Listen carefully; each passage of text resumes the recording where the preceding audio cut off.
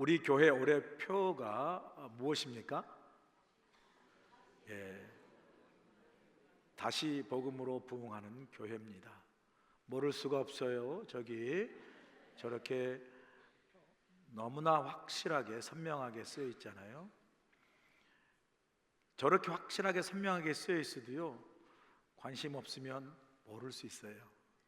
우리 교회 2025년 표가 다시 복음으로 부흥하는 교회입니다. 우리의 질문은 그러면 복음이 무엇입니까? 묻는 거죠. 여러분, 복음이 무엇이죠? 아주 대답은 간단하고 명확합니다. 복음은 곧 예수 그리스도시라. 아멘. 복음은 살아있는 예수 그리스도를 믿는 거예요. 복음은 철학도 아니고, 복음은 학문도 아니고, 사상도 아닙니다.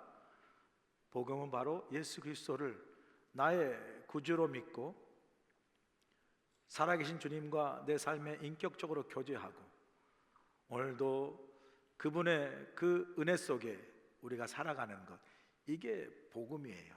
복음. 좀 더 신학적으로 풀어 설명한다면 복음은 하나님의 아들 예수 그리스도가 이 땅에 오셔서 이루신 구원의 사역, 그분의 삶과 죽음 그리고 부활, 승천을 통해서 죄인된 우리를 구원해 주신 복된 소식, 이게 복음이에요. 아멘이시죠? 그래서 여러분, 기독교의 복음은 우리 기독교가 믿는 교리의 일부분이나 어떤 내용의 일부가 아니라 복음은 우리가 믿는 이 기독교의 전부이고 그 자체입니다. 복음의 진리는 어떤 진리 중에 하나의 진리가 아니라 모든 진리에 뛰어난 유일한 진리가 복음인 줄로 믿습니다. 이게 우리가 믿고 고백하는 복음이에요. 교회의 터전, 기초, 모든 것이 다 복음입니다. 우리 교회가 예배한 우리 교회가 이 땅에 세워진 게 아니고요, 복음 위에 세워진 거예요. 복음 위에.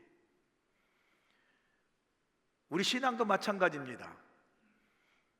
복음이 뭔지 제대로 이해하지 못하면, 알고 믿지 못하면 우리 신앙이 40년, 50년을 믿어도요, 제대로 믿음 생활, 신앙생활 하는 게 아니에요.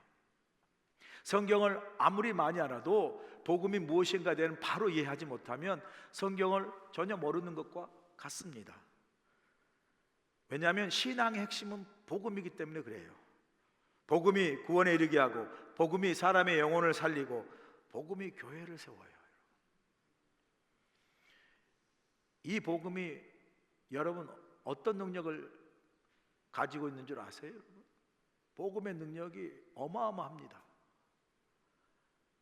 복음이 사람에게 들어가면요, 그 사람의 인생이 바뀌어요. 복음이 나라와 민족에 들어가면 그 나라와 민족이 바뀝니다. 여러분, 복음이 사람에게 들어가 인생이 바뀐 그 산 증거가 저와 여러분 아니겠어요? 여러분이 복음이 아니면 이 시간에 이곳에 앉아 있겠어요? 여러분, 복음을 믿고 예수 그리스도를 나의 구주로 영접했기 때문에, 복음을 알지 못했더라도 여러분이 이곳에 있지 않을 자연인으로 살아가겠지만, 복음을 믿는 그 믿음의 능력으로 말미암아 여러분이 이곳에, 이 자리에 하나님께 예배하는 줄로 믿습니다. 이게 복음의 능력이에요. 여러분 가운데 예수 믿기 전에 여러분 자신을 한번 생각해 보세요. 그리고 예수 믿고 난, 복음을 영접하고 난 후 여러분 자신을 돌아보세요. 뭐 우리가 대단한 거룩한 성인이 되지 않았다 할지라도 적어도 우리는 이것만은 분명히 말하고 고백할 수 있지 않습니까? 복음 믿기 전에 나와 복음 믿고 난 후가 내가 달라졌습니다. 변화됐습니다. 아멘이시죠? 자신 없으세요, 여러분? 어찌 아멘이 시원찮습니다? 여러분, 이곳에 나와 있는 여러분 자신 스스로가 이미 변화된 모습으로 여러분이 지금 복음의 능력을 증거하고 계시는 거예요. 여러분, 나라와 민족이, 이게 복음이 들어가면 그 나라와 민족이 바뀌는 산 증거가 어디에? 대한민국이에요. 대한민국. 여러분, 대한민국이 정치적으로 지금 혼돈하지만 그래도 대한민국이 그 조선시대 세계 어느 곳에 정말 눈꽃만큼 보이지 않는 그런 나라임에도 불구하고 지금은요, 케이팝, 라면, 김치, 김밥, 뭐 떡볶이.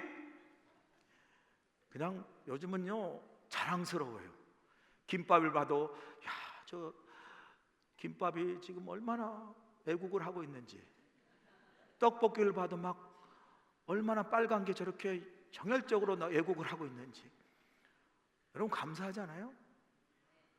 그 많은 이 대한민국의 놀라운 발전과 부흥의 역사는요, 저는 복음의 능력으로 저는 확실히 믿습니다. 복음 때문이에요. 오늘 본문에 보니까 갈라디아서에 등장하는 이 갈라디아 교회는 어떤 교회예요? 바울이 복음 전파의 선교를 통해서 세운 교회예요.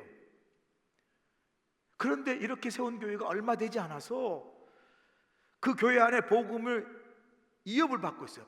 그 교회 안에 사도 바울이 전한 복음이 도전과 위협을 받고 있는 상황이 된 거예요. 사도 바울에게는 이것보다 더 크고 심각한 문제가 없습니다. 여러분, 교회 안에 크고 작은 일들이 일어날 수 있어요. 크고 작은 문제들이 일어날 수 있어요. 여러 사람이 모였으니 여러 사람의 생각과 다양한 견해와 관점이 만나다 보면 갈등도 있고 문제도 있지 않겠습니까? 그러나 그러한 전체적인 문제들은 큰 은혜라는 틀에서 다 잘 넘어가고 해결할 수가 있어요. 그러나 여러분, 모든 문제 가운데 우리가 절대로 이것만큼은 우리가 용납하거나 우리가 그냥 넘어갈 수 없는 한 가지 문제가 있다면 그건 복음의 진리에 관한 문제예요. 다른 건 몰라도 교회나 신앙의 문제에 있어서 복음의 진리가 흔들리면요, 다 흔들리는 거예요. 교회도 흔들리고요, 우리의 믿음도 흔들리는 거예요. 왜요? 교회도 복음이라는 예수 그리스도 그 터 위에 세워져 있고, 우리 신앙도 복음이라는 예수 그리스도 그 믿는 믿음에 위에 세워진 게 우리 신앙이잖아요. 그런데 이 복음이 흔들린다. 이거 모든 것이 흔들리기 때문에 이 복음의 진리를 지키고 사수하는 일은 우리가 무슨 용납하거나 타협할 수 있는 일이 아니에요. 절대적으로 우리가 지키고 붙들어야 할 그러한 진리, 복음의 문제라는 거죠. 그래서 오늘 본문에 보니까 사도 바울은 정말 깜짝 놀랄 강경한 표현을 쓰고 있지 않습니까? 오늘 본문에 보면 그 짧은 구절에 두 번씩이나 이런 표현을 써요. 저주를 받을지어다. 한 번도 아니고 두 번씩 저주를 받을지어다 이야기해요. 깜짝 놀래요. 아니, 사도 바울이 그 은혜의 복음을 증거하려면 축복하고 은혜를 선포해야 될 텐데, 사도 바울이 그냥 무섭게 말이죠, 저주를 받을지어다, 이 무서운 말을 입에서 쏟아내고 있잖아요. 이런 표현 속에 우리는 사도 바울이 마음이 격앙이 돼 있고 화가 난 걸 알 수가 있어요. 사도 바울이 달리 교회 사사건건 이런저런 문제로 막 그냥 화가 나고 격앙돼서 저주를 받을지 이런 게 아니에요. 그 어떤 문제 가운데도 도저히 용납하거나 받아들이거나 타협할 수 없는 이 복음의 진리를 흔드는 문제에 대해서 사도 바울은 어떻게 해요? 그런 일은 저주를 받을 일이라고 그렇게 강하게 경고를 하고 있어요. 그렇게 경고하고 그런 무서운 말을 쏟아낸 이유가 뭡니까? 그 갈라디 교회 안에 거짓 교사들이 들어와 가지고 많은 성도들에게 다른 복음을 가르쳤다고 해요. 다른 복음, different gospel을 가르쳤다는 거예요. 바울이 가르쳤던 복음이 아니라 잘못된 다른 복음, 바울이 가르친 예수 그리스도 복음이 아니라 잘못된 다른 복음을 가르침으로 성도들이 어떻게 해요? 흔들리고 믿음이, 그래서 복음으로부터 떠나고 있다는 소식을 듣고 사도 바울이 충격을 받아가지고 오늘 본문인 갈라디아서 이 서신 편지를 교회를 향해서 성도를 향해 쓰고 있는 거예요. 이렇게 갈라디아 교회 안에 잘못된 복음이 들어와 가지고 성도들의 믿음을 흔들고 교회를 흔드는 그런 일이 단지 갈라디아 교회만의 일이겠습니까? 2000년의 기독교 역사를 보면요, 가장 많이 공격을 받았던 것이 다름 아닌 복음이에요. 복음. 교회 성도, 그보다 복음이 그렇게 공격을 받았어요. 우리가 살고 이 시대도 우리가 뭐 목숨을 잃어버리는 그런 핍박을 당하지 않을지 몰라도 예수의 복음이요, 이 시대에도 도전받고 공격받고 있어요. 그때 그 시대도 그렇고 지금 우리 시대를 향해서 이런 복음이 위협받고 도전받고 이 상황에서 사도 바울은 어떻게 선포합니까? 다른 복음은 없다 라고 담대하게 선포하고 있어요. 이 고백, 이 선포는요, 그 갈라디아 교회만을 위해서가 아니라 이 시대 우리 교회 모든 성도, 우리들을 향한 담대한 선포예요. 저는 이 사도 바울의 이 선포를 통해서 오늘 본문에 우리에게 주시는 믿음의 교훈을 두 가지를 여러분과 나누기 원하는데, 이 선포를 통해 우리에게 주시는 중요한 첫 번째 교훈은 뭐냐면 다른 복음에 미혹되지 말라라는 거예요. 본문 6절 보세요. 그리스도 은혜로 너희를 부르신 이를 이같이 속히 떠나 다른 복음을 따르는 것을 내가 이상하게 여기노라. 갈라디아 교회에 사도 바울이 전한 예수 그리스도 복음 말고 다른 내용의 복음을 전했다라는 거죠. 다른 내용의 복음이 뭐죠? 사도 바울이 전한 예수 그리스도 복음, 그게 뭡니까? 누구든지 예수 그리스도를 믿으면 하나님의 은혜로 말미암아 구원을 받는다는 게, 이게 복음의 핵심 진리인데, 거짓 교사가 들어와 가지고 다른 복음을 전합니다. 복음의 핵심 진리인 예수 그리스도를 믿는 믿음과 은혜로만 구원받는, 그걸로만 구원이 충분하지 않고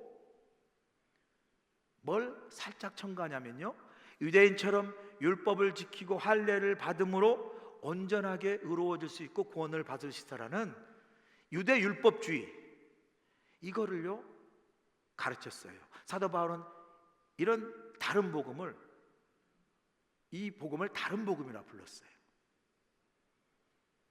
그러면서 거짓 교사들에게 미혹돼서 예수 그리스도의 복음이 아닌 다른 복음을 따르는 갈라디아 교회 성도들 향해서 사도 바울은 내가 이상하게 여기노라 그래요.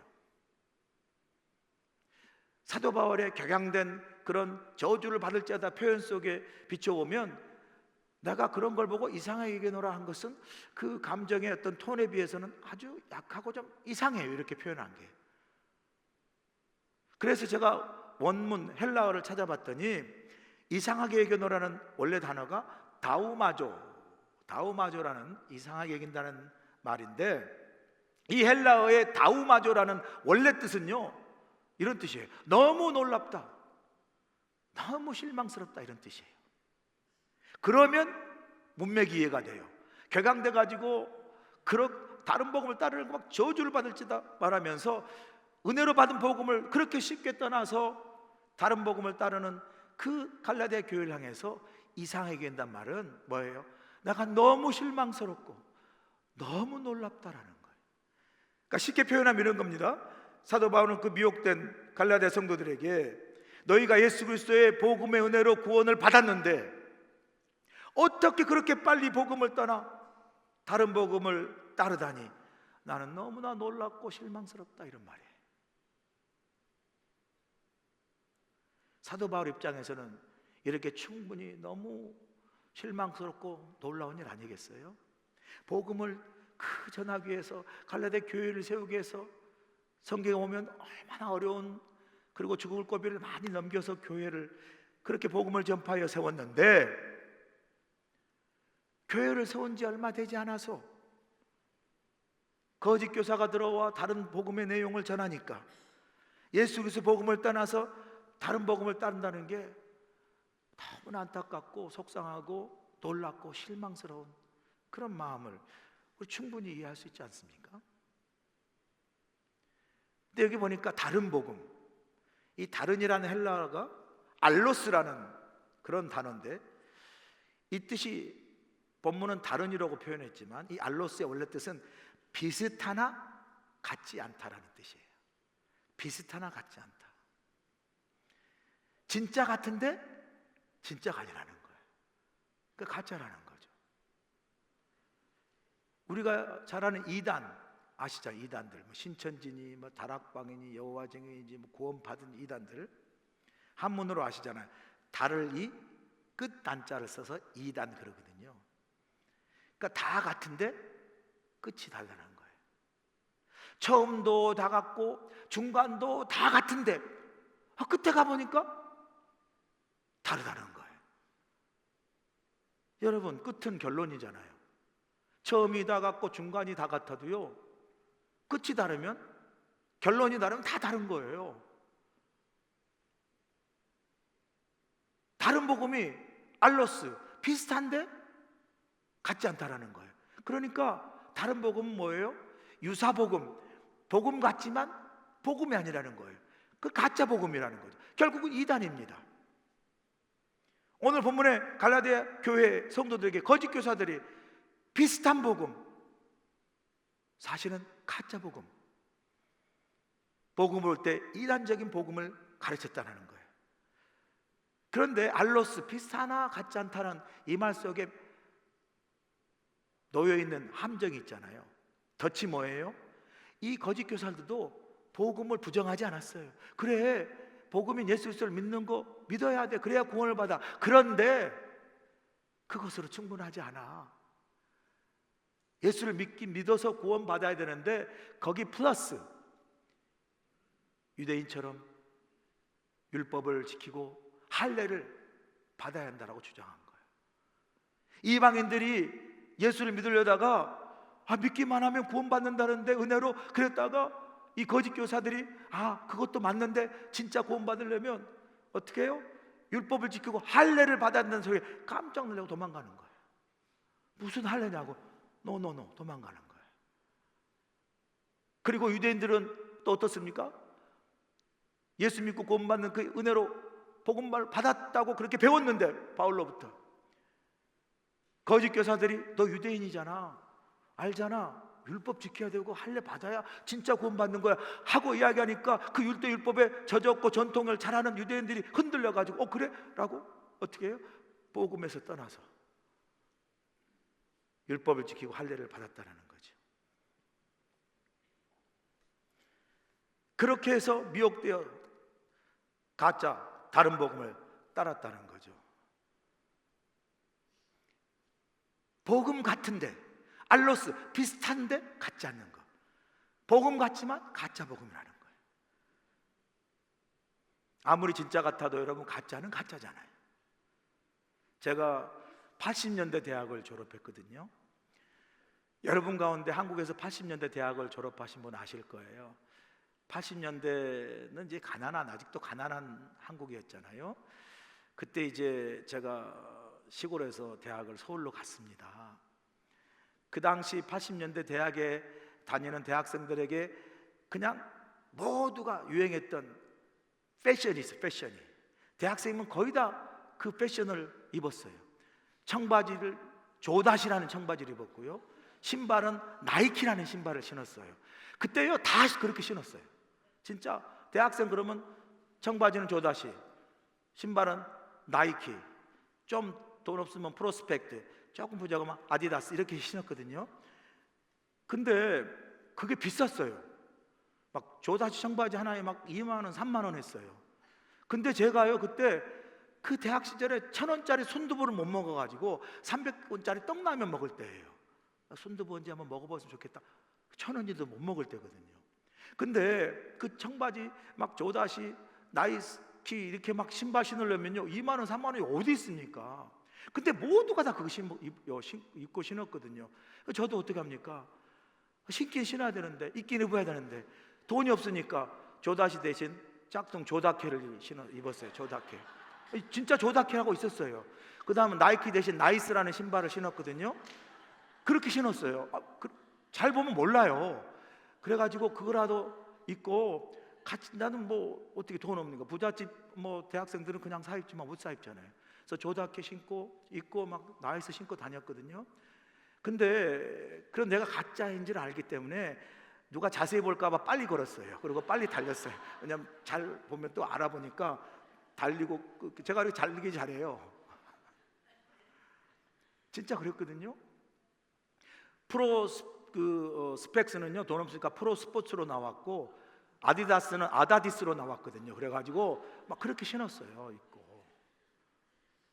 제가 근데 그 가짜 막 옷 입으면서요, 나도 진짜 좀 입고 싶다 막 그런 게 간절했어요. 왜냐하면 자기가 가짜인지 아니까. 그래가지고 한 3년 지나고 나서 제가 진짜 조다시 청바지 신고 나이키 신발 사서 신을 때 나 눈물이 나더라고. 눈물이 나. 그래가지고 좀 뽐을 좀 내려는데 유행이 다 지나갔어요. 그때는 또 그거 잘 안 입었어요. 하여튼 그때 그 시절이 생각이 나요. 가짜로라도 막 그걸 신고 싶어가지고 입고 싶어가지고. 그런데도 가짜는 가짜니까, 짝퉁은 짝퉁이니까 아는 거예요. 그때만 그런 때입니까? 이 시대도 가짜가 많아요. 짝퉁이 많아요. 요즘은 가짜와 짝퉁이 진짜보다 더 진짜 같다고 그러네요. 그래서 진짜 가짜를 분별하려면 진짜 기술이 있고 전문가의 식견 아니면 전문가도 모를 정도라니까. 그런 때예요. 그래서 우리가 가짜를 분별해야 될 텐데, 여러분, 가짜를 분별하기 위해서 가짜를 막 가지고 연구해서는 안 되는 거 아시죠? 가짜를 분별하려면요, 진짜를 잘 알고 진짜를 연구해야 돼요. 한국조폐공사에서 가짜 위조지폐를 훈련하는 그 식별하는 훈련을 아시잖아요. 가짜 위조지폐 다 갖다 놓고 이런 종류 저런 종류 공부하지 않아요. 3개월, 6개월, 1년 동안 진짜 지폐를 갖다 놓고 그냥 100번, 막 수천 번, 수만 번 만지고 보고 알게 해요. 그래서 눈만 감아도 진짜가 뭔지 막 빙빙 돌 정도로. 그래서 가짜가 딱 오면 금방 안다고 그러잖아요. 왜? 진짜를 너무 잘 알기 때문에. 그래서 여러분, 가짜를 식별하기 위해서는요, 진짜를 잘 알아야 돼요. 진짜를. 복음이 아닌 가짜 복음, 이단들, 그걸 알기 위해서는요, 진짜 내가 믿는 복음이 어떤 건지 너무 잘 알아야 된다니까요. 여러분, 복음이 무엇입니까? 복음이 예수 그리스도시고요, 복음은 복된 소식이라고 그러잖아요. 왜 복음을 굿뉴스, 복된 소식이라고 그래요? 그렇게 말하는 이유는 하나님 앞에 선 우리 인간의 실존이 어떤 것인가를 이해하는 전제 속에서 굿뉴스, 복된 소식이라고 그러잖아요. 하나님 앞에 우리 인간의 실존은 뭐예요? 우리는 다 하나님 앞에 다 죄인이라는 거예요. 로마서에서 사도 바울 의인은 없나니 하나도 없다라는 거예요.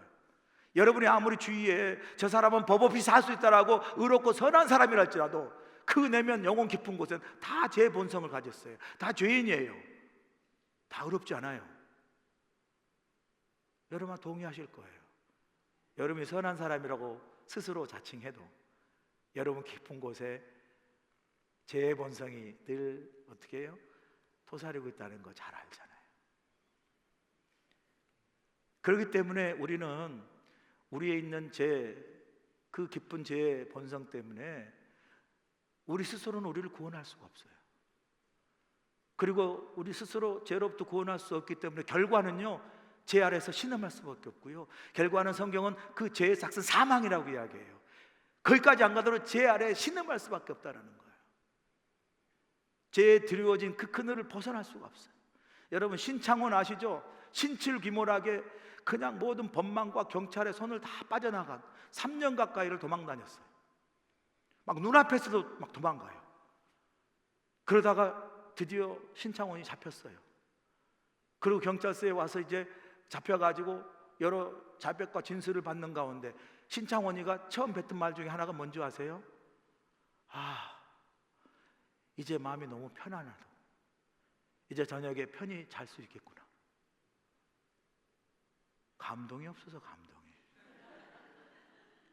3년 동안 신칠구밀하게 다 도망다녀도요, 그 죄가 드리워진 그 깊은 그 그늘과 그 어둠에서요 벗어나지 못하는 거예요. 이게 우리가 갖고 있는 죄의 본성이에요. 스스로 벗어날 수 없는 우리 실존, 인간의 실존의 한계라니까요. 이것을 죄의 그 어둠으로부터 우리를 자유케 하고 우리를 죄의 삭세 사망으로부터 우리를 구원케 하시기 위해서 하나님이 독생자 아들 예수 그리스도를 보내시고 우리 죄를 대속의 십자가에 달려 죽으심으로 단번에 우리 죄를 속죄하시고 누구든지 예수 그리스도를 믿기만 하면 구원받는 은혜의 놀라운 역사를 복음을 통해서 열어주신 줄로 믿습니다. 이게 복음이에요. 이게 복음.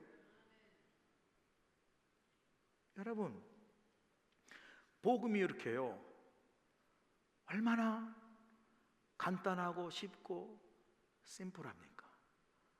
누구든지 이제는 예수 그리스도 믿기만 하면 나의 어떤 자격이나 조건이나 의로운 행위 그와 상관없이 하나님의 은혜로 다 우리를 어떻게 해요? 구원해 주시고 하나님 자녀가 되게 하시는 은혜를 베푸셨다는 거예요. 만약에 여러분 우리가 구원받기 위해서 하나님께서 특별한 어떤 자격이나 조건을 규정 삼는다면, 그래서 우리가 그 조건과 규정에 부합해야만 구원을 받는다면, 우리가 어떤 방법으로, 우리의 의로움과 어떤 선한 방법으로 하나님이 세워놓으신 그 조건과 규정을 다 우리가 통과하고 구원을 받을 수 있겠습니까? 아무도 없을 거예요, 여러분. 그런데 그 모든 조건과 자격과 의로움과 선함을 다 상관하지 않고 예수 그리스도를 믿기만 하면 하나님의 은혜로 구원받는다는 이 복음이 얼마나 쉽고 간단하고 심플합니까? 이렇게 해서 우리에게 복음으로 구원을 받게 하신 하나님의 그 은혜가 얼마나 큰지 몰라요. 아멘이시죠? 은혜가 뭐예요? 우리가 한 게 하나도 없어요. 그냥 주님이 십자가 대속으로 다 하셨어요. 우리는 그냥 믿기만 하면 은혜로 구원받는 거예요. 얼마나 이게 얼마나 값진 그 구원이고, 우리는 아무것도 없이 거저 받은 구원입니까? 그래서 우리는 그거를 하나님의 은혜라 말하는 거예요. 우리 사순절을 지나갑니다. 저와 여러분 잘 아시잖아요. 다 도토리 키재기지만 다 죄인입니다. 나는 좀 덜 죄인이고 당신은 큰 죄인 아무도 없어요. 다 하나님 앞에 죄인들이에요. 하나님 앞에 우리의 본성 깊은 곳에 우리는 의롭지 않아요. 그럼에도 불구하고 이 예수의 십자가의 복음을 우리를 다 구원해 주시고 이렇게 하나님의 자녀되게 하신 그 십자가의 놀라운 이 복음 은혜 앞에 깊이 감사하는 저와 여러분들 지금 간절히 축원합니다. 두 번째, 이제 결론으로 뭐예요? 다른 복음은 없다라고 선포해요. 다른 복음은 없습니다. 본문 7절 보세요. 다른 복음은 없나니 다만 어떤 사람들이 너희를 교란하여 그리스도의 복음을 변하게 하려 함이라 그래요. 사도 바울은 결론으로 이렇게 분명하게 선포하지 않습니까? 제 설교 제목이기도 하고 오늘 본문 말씀 핵심입니다. 다른 복음은 없다. 여러분, 다른 복음이 없다란 말은 오직 예수님만이 구원의 길이다라는 거 선포하는 거예요. 오직 예수님만이. 다른 복음은 없고 오직 예수님만이 구원의 길이라고 선포하면 요즘처럼 소위 종교 다원주의 시대에 살고 있는 그런 세상 사람들이나 지식인들은 그렇게 말하면요, 기독교는 오만하고 독선적이고 배타적이다 이렇게 비판합니다. 또 그 비판 앞에 우리는 엄매에 기주고 하고 말도 잘 못해요. 맞는 것 같거든요. 막 그렇게 우리의 어떤 그 모습들이 있지 않습니까? 왜냐하면 종교다원주의는, 종교의 진리는 한 가지 방법만 있는 것이 아니라, 구원의 길 역시 한 가지 길만 있는 것이 아니라 다양한 방법, 다양한 길이 있다라고 이렇게 얘기하잖아요. 그리고 우리가 믿는 구원과 진리는 그 다양한 믿음과 구원의 길 중에 하나다. 그러니 무슨 하나라고 오직 그 길만이라고 주장하냐? 그건 아주 에러건트하고 독선적이고 오만하다 이렇게 비판을 해요. 그 비판에 대해 정면으로 우리가 반박하기 전에 어느 정도는 그렇게 말하는 것들을 우리가 조금은 귀담아 들을 부분도 있어요. 이런 점에서요. 어떤 점이냐면, 우리가 다른 복음은 없고 그리스도가 유일한 구원의 길이라고 확신한다고 해서 우리가 다른 종교를 막 경멸하고 핍박하고 비판하고 폄하해서는 안 돼요. 그런 의미가 아닙니다. 동시에 타 종교인에 대해서 막 우리가 무례하게 공격하고 막 무례하게 핍박하고 박해하라는 그런 의미가 아니죠.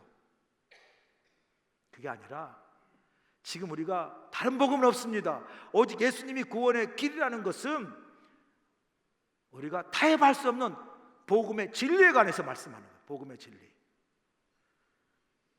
복음의 진리가 뭐예요?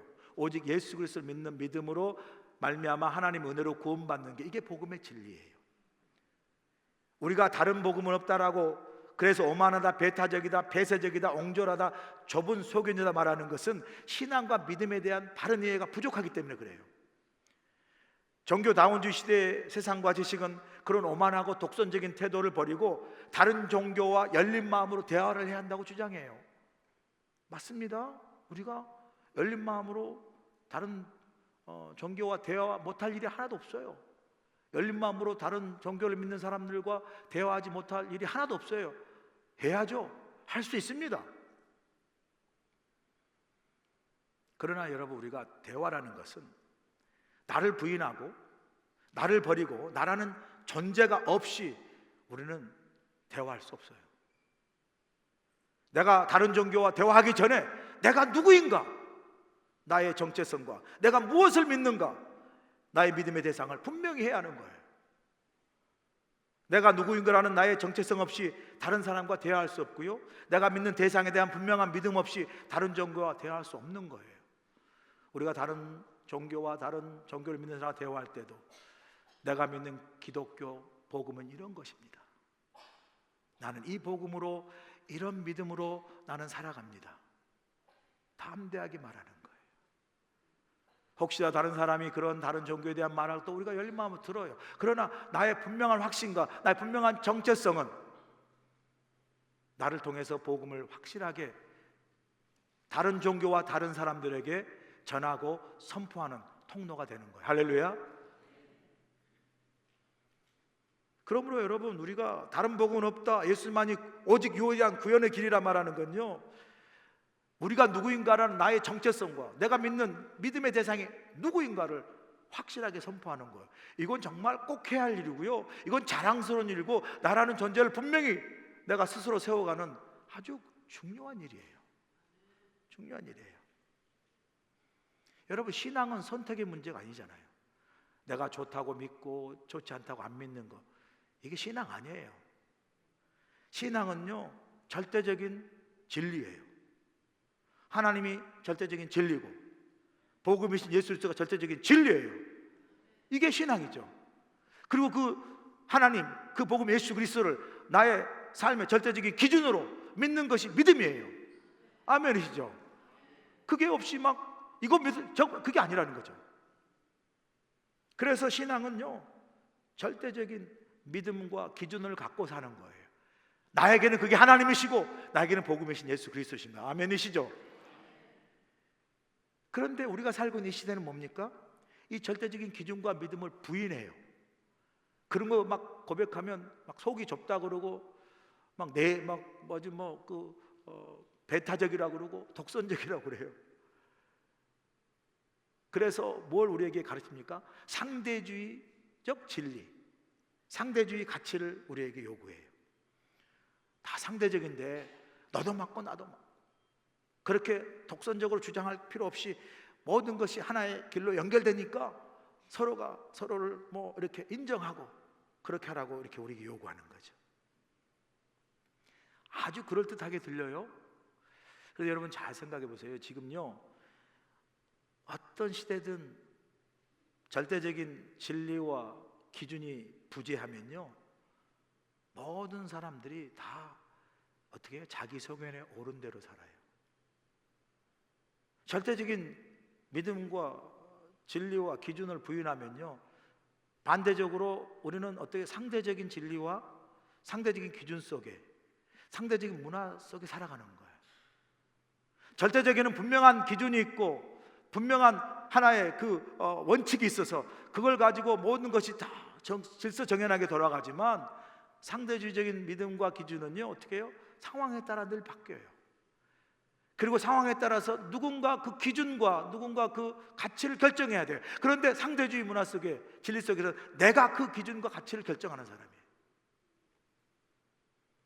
그래서요, 절대적인 믿음과 기준이 없고 상대적인 믿음과 기준 속에 살아가면요, 모두가 자기 자신만을 주장하는 극단의 이기주의적인 그런 개인과 사회를 만들어내요.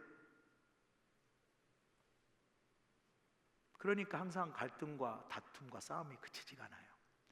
요즘 한국과 미국을 보세요. 미국이 어떤 나라입니까? 청교도 신앙에 세워진 나라예요. 청교도 신앙이 뭐예요? 하나님만이 나의 믿음의 절대적인 믿음이요, 복음만이 나의 유일한 구원의 길입니다라고 그걸 믿고 목숨을 생명을 걸고 바다를 건너 미국에 온 거 아닙니까? 그 하나님 믿는 절대적인 믿음과 예수의 복음이 내 삶의 모든 기준임을 선포하면서 나라를 세웠잖아요. 학교에서 학생들에게 기도하게 하고 성경을 배우게 하고 또 일반 사회에서는 성경적 가르침과 진리 속에 살아가도록 그렇게 세웠던 나라가 미국이에요. 그럴 때는 미국이 참 좋았던 것 같아요. 평화롭고 화평한 미국이 바로 그때가 아니었나. 지금은 상대적인 막 진리와 기준들이 판을 쳐요. 절대적인 하나님 믿는 믿음과 성경적 진리 가치가 막 흔들리니까 모두가 다 옳아요. 그리고 그것 때문에 다투고 싸웁니다. 우리 한국을 보실까요? 한국이 여러분 60년, 70년, 80년대 그리고 90년대 초까지 한국은 가난했어요. 88 올림픽을 기점으로 우리가 턴어라운드 했다 그러지만 90년 초까지도 가난했어요. 그럴 때 여러분 진짜로 가난한 우리가 그 가난에서 벗어나려고 가난했던 나라가 다시 한번 민족적 부흥을 이루기 위해서 성도와 교회들이 어떻게 했습니까? 하나님만이 살 길이다 라고 진짜 교회에서 울부짖며 눈물로 기도했고요, 온 교회들이 모여가지고 열심히 하나님이 우리의 살 길이다, 복음이 우리의 축복의 통로다, 길이다라고 선포하면서 다 함께 했잖아요. 그때는 가난했지만 행복했던 것 같아요. 그런데 요즘 살만하니까, 좀 잘 사니까 그렇게 하나님만이 살 길이라는 절대적인 믿음이 이렇게 무너지면서 이제는 모두가 다 자기가 옳아요. 그러다 보니까 한국이 여러 갈등을 지금 우리가 보고 있지 않습니까? 그래도 저는 그런 한국의 정치적 상황 속에서도 우리 한국은 하나님이 특별히 사랑하셔가지고요, 반드시 어려움을 극복하게 될 줄로 믿습니다. 아멘. 아멘. 오늘 여러분 사도 바울을 보세요. 복음에 대한 절대적 믿음과 확신을 고백하고 있지 않습니까? 본문 8절 9절 보세요. 그러나 우리가 혹은 하늘로부터 온 천사라도 우리가 너희에게 전한 복음에 다른 복음을 전하면 저주를 받을지어다. 9절입니다. 우리가 전에 말하였거니와 내가 지금 다시 말하느니 만일 누구든지 너희가 받은 것 외에 다른 복음을 전하면 저주를 받을지어다. 내가 전한 예수 그리스도 복음 외에 다른 복음을 전하면 천사랄지라도 저주를 받을 것이다. 내가 너희에게 전해서 너희가 받은 것 외에 다른 복음을 전하면 저주를 받을 것이다. 이 저주를 받을 것이라는 말 속에요, 부정적인 표현이긴 하지만 그 속에 사도 바울이 복음에 대한 확신, 이 확신이 느껴지지 않습니까? 다른 복음은 없고 복음만이 우리의 진리요 생명이라는 걸 고백하고 있지 않습니까? 사도 바울도 주께로 받은 그 예수 그리스도의 은혜의 복음, 이거에 대해서 흔들림이 없었어요. 사도행전 20장 28절 보면 내가 주께로 받은 은혜의 복음 곧 예수 그리스도를 증거하는 그 복음을 전하기 위해서 내 생명을 조금도 귀하게 여기지 않겠다 말씀하잖아요. 그런 것처럼 사도 바울도 갈라디아 교인들에게 내가 너에게 전한 예수 그리스도 복음, 그 복음을 너희가 받은 그 복음을 확신을 가지고 그 복음을 떠나지 말라고 그래요. 그래서 여러분, 내가 받은 것에 대한 확신이 없으면요 다른 것이 더 좋아 보여요. 식당에 가면 꼭 우리가 시킨 것보다 다른 사람 음식이 더 맛있어 보이잖아요. 이상해요. 저는 꼭 식당에 가면 제가 시킨 것보다 우리 집사람이 시킨 게 더 맛있어 보여요. 그리고 그게 더 커 보여요. 그래서 바꾸자 그래요. 바꿔서 오면 다시 더 그게 커 보여요. 그래도 갈등이 많아요. 그래서 어느 날은 제가 설렁탕을 시키고 우리 집사람이 순두부를 시켰는데 순두부가 너무 맛있게 보이는 거예요.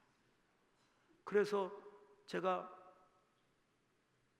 참지 못하고 순두부를 숟가락 넣어서 먹었어요. 숟가락을.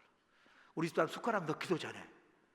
그랬더니요 우리 집사람이 다 먹으라고 밀더라고 저한테. 말은 교육에 다 소금 쳐서 먹어라 뭐 이렇게 이야기하더라고요. 내가 아차 실수했구나. 미안해 사과를 했어요 진짜로. 그리고 제가 깨달은 게 있었어요. 그게 뭔지 아세요? 내가 시킨 음식에 대해서 확신을 가져야 되겠구나. 내가 시킨 음식이 맛있다는 확신을 가져야 되겠구나. 그러면 다른 음식이 안 맛있어 보이잖아요. 정말 중요한 사실을 깨달았어요. 요즘도 가끔 그러면 먹어도 돼 허락을 받아요, 제가. 그런데 내가 가진 이 음식에 확신을 가져야 합니다. 여러분, 그래서요, 내가 받은 것 나의 것에 확신이 없으면 흔들려요. 그러나 확신이 있으면요 흔들리지 않습니다. 왜? 나의 것에 대한 확신이 있기 때문에. 내가 받은 복음에 확신이 있으면요 그 어떤 것도 흔들리지 않아요. 그래서 사도 바울이 우리에게 말하지 않습니까? 보면 10절부터 이제 내가 사람에게 좋게 하랴, 하나님께 좋게 하랴, 사람들에게 기쁨을 구하라. 내가 지금까지 사람의 기쁨을 구했다면 그리스도의 종이 아니니라. 여러분, 그래서요 복음에 대해서 확신이 없으면요 사람을 보게 돼요. 복음에도 확신이 없으면요 사람을 의지하게 됩니다. 여러분, 하나님을 믿는 믿음과 복음의 예수에 대해서 확신이 없어 보세요.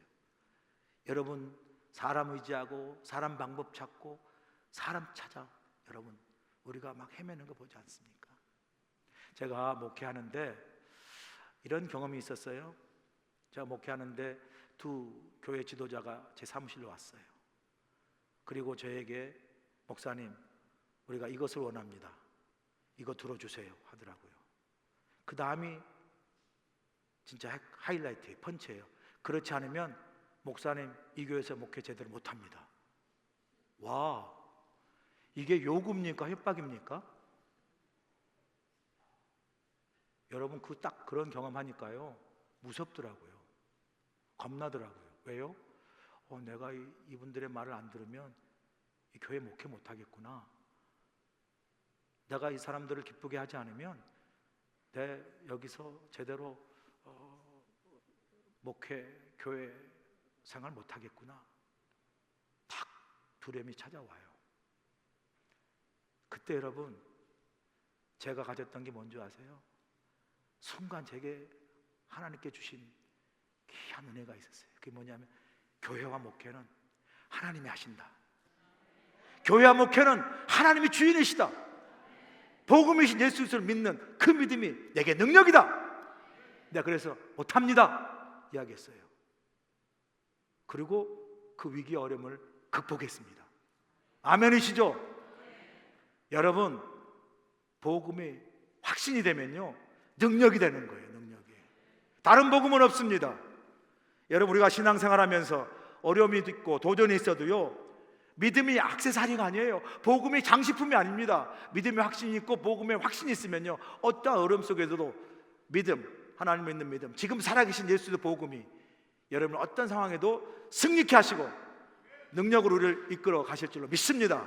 이 살아있는 복음, 이 능력 있는 복음으로 여러분 신앙생활에 승리하시고 세상에 나가서도 이 복음의 능력으로 승리하시기를 주를 간절히 축원합니다.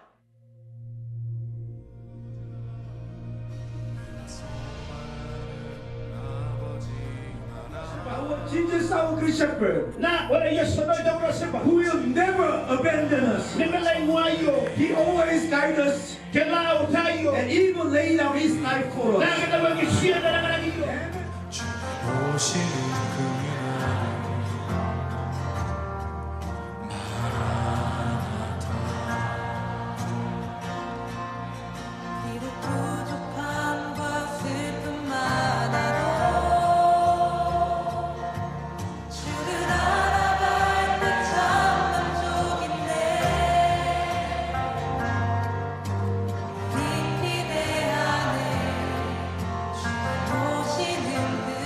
Let me ask you, all of you, what is the gospel? What is the gospel? Answer is very, very simple. The gospel is not ideology. Gospel is not philosophy. Gospel is not any ideas. Gospel is Jesus Christ. Amen.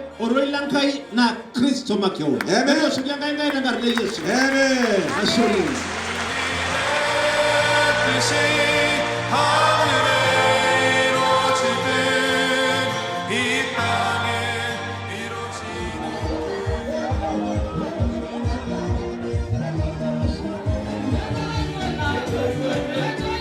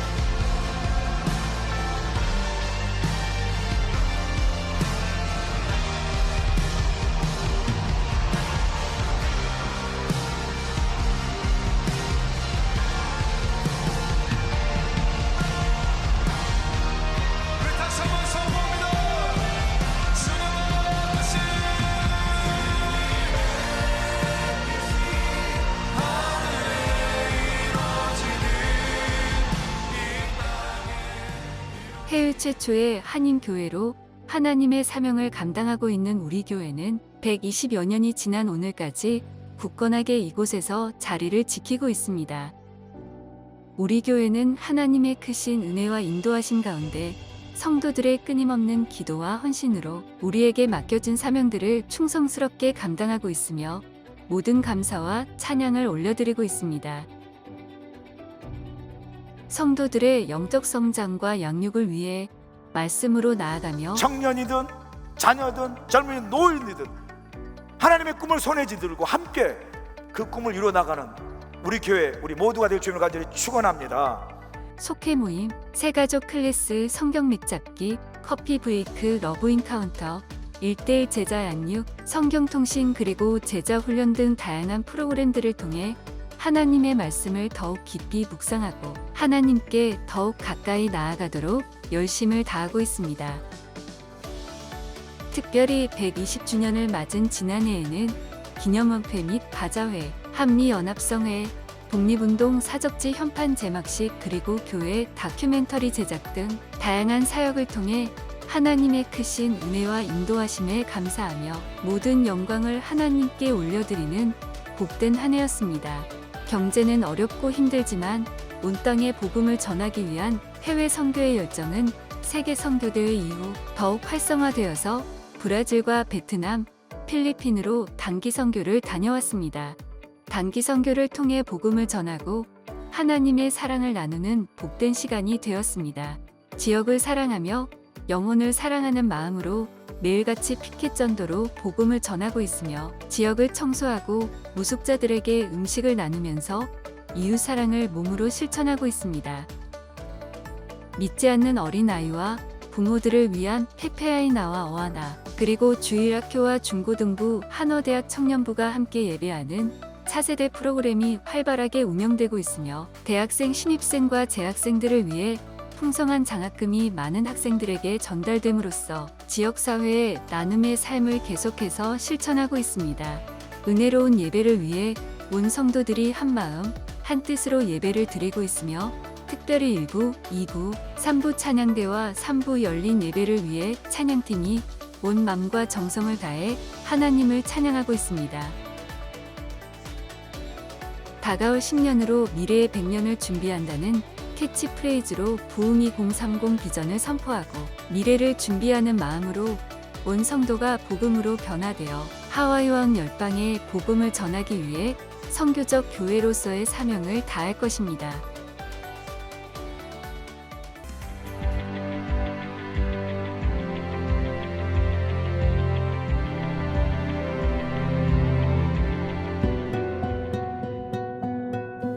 Aloha! This is Inju Huang serving both the preschool and kinder children who God has given to us.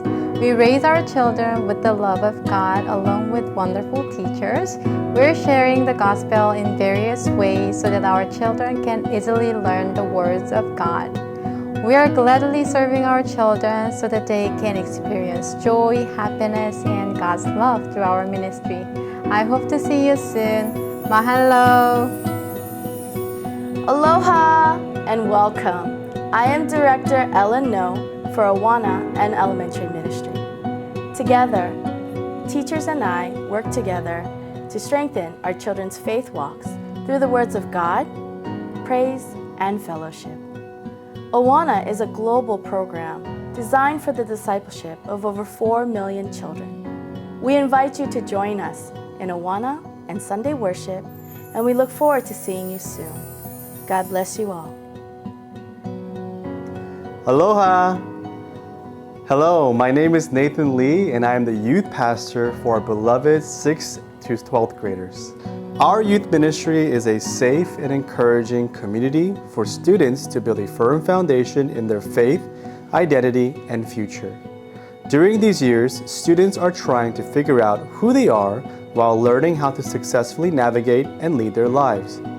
We hope to come alongside our youth during these formative years to support, encourage, and guide them with the Word of God and His love. Our vision is to see a youth that is awakened to the reality of Jesus Christ and to live passionately for Him.